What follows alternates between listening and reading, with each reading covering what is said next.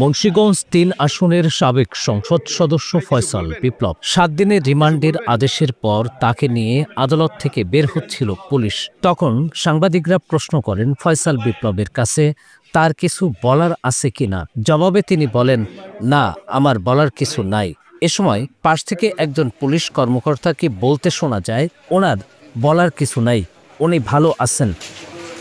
২০২৪ সালের ৪ আগস্ট ছাত্র জনতার আন্দোলনের মধ্যে মুন্সিগঞ্জ শহরে শ্রমিক সজল হত্যা মামলায় জিজ্ঞাসাবাদের জন্য ১ জুলাই ফয়সাল বিপ্লবকে আদালতে তোলা ফলে তার রিমান্ড মঞ্জুর হয়।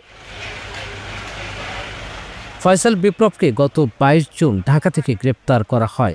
প্রথমে তাকে যুবদল নেতা শামীম হত্যা মামলার আসামি দেখিয়ে ঢাকার আদালতে তোলা হয়। সেখান থেকে তাকে কেন্দ্রীয় কারাগারে রাখা হয়।